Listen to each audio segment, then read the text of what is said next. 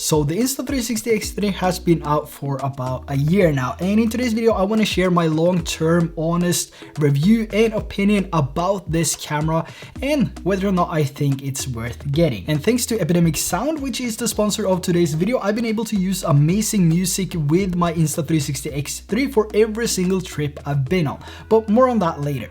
Now, I've been taking the Insta360 X3 all over the place, and I must say it has been an absolute blast. I've been taking it through different places here in Norway, as well as through airports and airplanes, and I've taken it through the Hawaiian forest, the beach, top of mountains, you name it. But of course, as a content creator, this is not the only camera I use. I also have my Mini 3 Pro, my DJI Action 4, my Go 3, my Avata FPV drone, and so on. But there is something with the X3 which makes me choose this every single time when I'm going somewhere. I don't mind the lower resolution I get with the 5.7K video spread over a 360-degree field of view, because the versatility adds up to the lower resolution. It just gives me more freedom, and I can adjust the image later in the studio or mobile app, which I personally think is awesome. And there's also things the X3 can do as a 360 camera that no other cameras can do,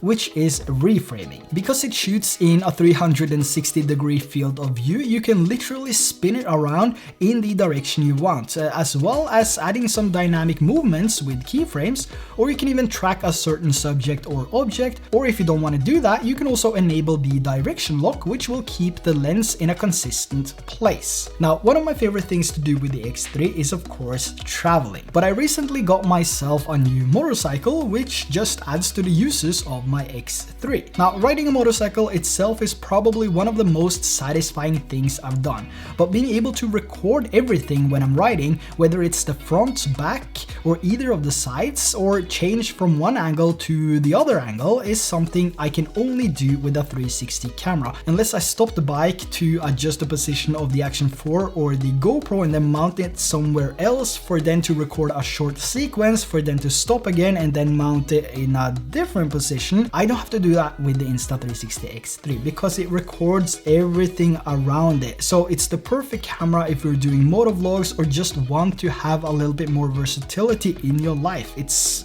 just fantastic how this technology works, and it just makes recording videos more fun because you don't really know what you're recording, but you're still recording everything. So when you go back to reframe or preview your footage, you're able to see everything around you, even the things you missed with your own eyes, or the things you would most definitely miss with a regular action camera. And even though it's really easy to compare the Insta360 X3 up against the Action 4 and the GoPro Hero 11, these are not really comparable because there's two different cameras. Although the X3 can shoot 4K videos in the single lens mode, I would say that's just a bonus. You would get a 360 camera to mainly shoot 360 videos anyway, but if you also want to have that regular action camera look, you can also get that with the X3. Now, before we talk about the pros and cons with the Insta360 X3 after using it for a year now, let's take a look at today's sponsor, Epidemic Sound.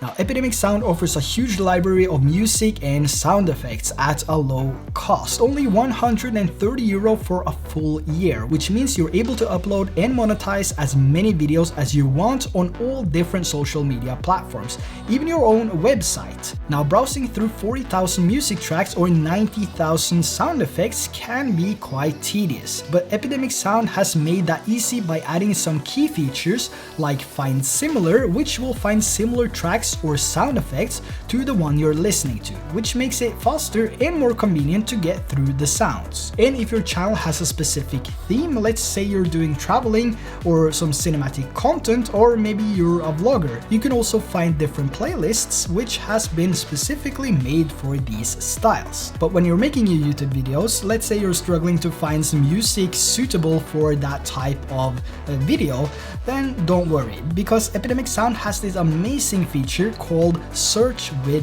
Video.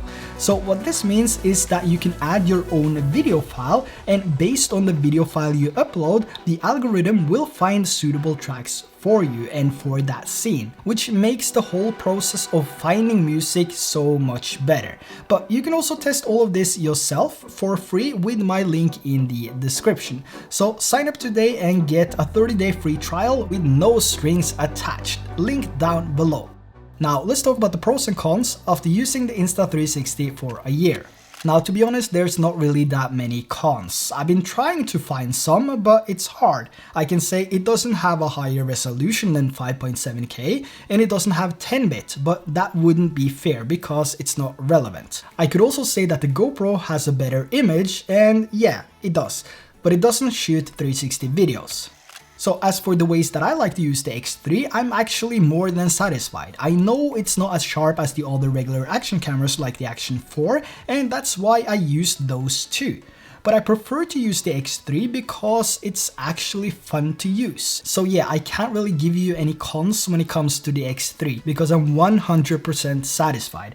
And it's really hard to dig up some cons, but if I have to say any, it would probably be that it has a 30-minute record limit. But don't get me wrong, it will record longer than 30 minutes, but it splits the clip or the entire record duration into 30-minute clips, which I guess is fine. But if I have to put in a con, I guess that would be it. So that's the only con that I can think of. Now, what are the pros of owning a 360 camera and the Insta360 X3? Well, first, you don't really have to think about anything when you're out traveling, riding, doing activities and whatnot. It's the most worry-free experience you'll ever have. Now, another thing I really like to use with the Insta360 X3 is of course the 3-meter selfie stick, which I think is a must if you have the Insta360 X3 or if you decide to get one. You can't miss the 3-meter stick because it's just fantastic. And to be honest, I use this 90% of the time, and I just love having those fake drone follow shots in places I can't really fly my Mini 3 Pro,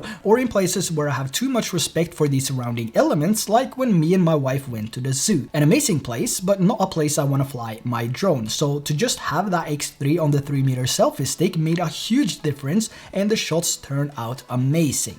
Now, to make my life a little bit easier when it comes to using the Insta360 X3, I've also grabbed a few other accessories. So the first one, which I'm super excited to test out, is the new invisible dive case. I love snorkeling and diving and just being near or in the water, and on our last trip to Hawaii, I had my first proper test with the X3 and the current dive case at that time. It looked good, but I didn't enjoy the weird look of the case itself when I was framing myself, which was a bummer. But with this new invisible dive case, you should be able to remove the case and the stick completely, which is something that caught my attention. So I'm really excited to test out the new invisible dive case and give you my feedback on that and let you know whether or not this is worth the investment.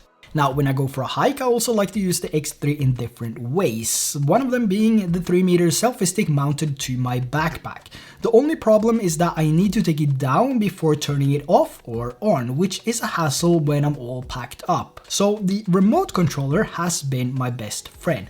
And what's awesome is that this actually works with a variety of Insta360 products like the X3, 1RS 1-inch model, 1RS Twin Edition I believe, and also probably the X2. So with this you can change settings and you can start and stop record as you want. But you can also do this with your Apple Watch. So if you're looking for a remote, make sure that you check your Apple Watch first and see if that can connect and use the Insta360 app, and then connect to your Insta360 X3 before you jump on the remote. However, I'm not sure how long the reach is from the Apple Watch itself to the X3 or how stable it is, but I reckon it's something about 4 or 5 meters. But if you don't have an Apple Watch and you're looking for something to add to your X3, the remote has definitely been a huge upgrade for me, especially when I'm out on the bike where I can't really control the camera using my watch. Now on the bottom of the cage here, I also have the quick lock mount system from Insta360,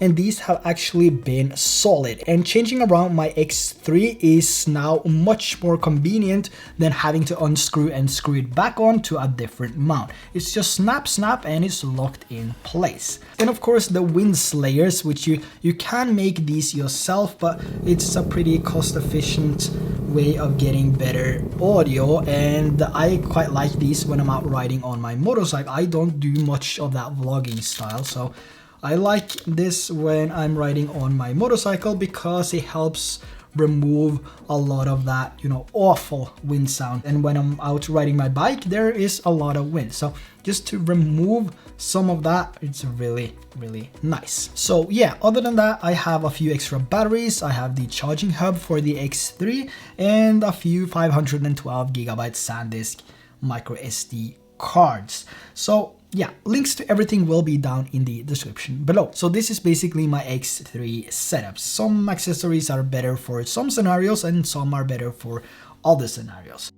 Now, when it comes to battery life and overheating, there is a lot of mixed feelings about this. So I did another proper test here in the office, a fully charged battery, 5.7K at 30 FPS, 25 degrees Celsius, and no form of cooling. The X3 recorded for 87 minutes and 28 seconds with no overheating issues. And this is indoor. It's a shitty environment compared to how you would actually use it. So as soon as I take this outside, there will be some sort of airflow to the camera, which will make it less likely to overheat. I can't really say anything bad about the X3.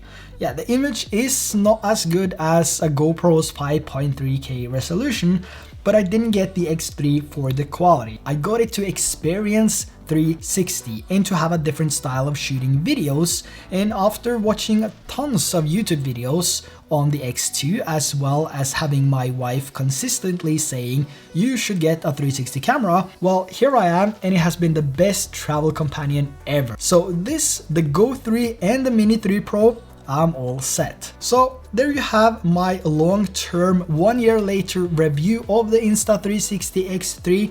Don't forget to check out Epidemic sound, links will be down below. I'm also curious to know whether or not you have the X3 or if you will be getting one. Let me know in the comments below. If you found any value in today's video, let me know by dropping a like, and if you haven't subscribed already, make sure to hit that subscribe button so you don't miss out on the next video, and I will see you in the next one.